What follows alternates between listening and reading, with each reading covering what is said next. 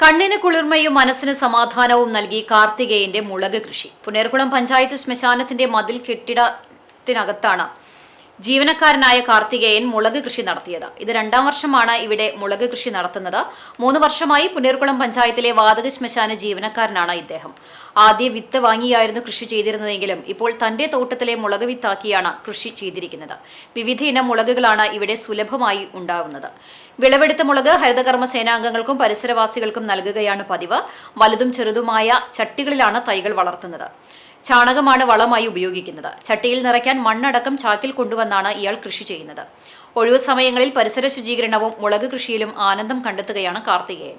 ഇപ്പോൾ പരീക്ഷണാടിസ്ഥാനത്തിൽ ചക്കരക്കിഴങ്ങ് കൃഷി നടത്തുവാനുള്ള ഒരുക്കത്തിലാണ് പഴനി പെരുന്തുരുത്തി സ്വദേശി കട്ടേക്കാട്ട് കാർത്തികേയൻ. മിളക് തന്നെ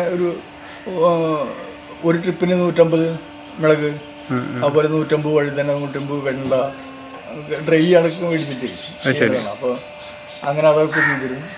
വളം നമ്മുടെ ചാണകപ്പൊടിയാണ് പ്രധാനമായിട്ട് കൊടുക്കുന്നത്.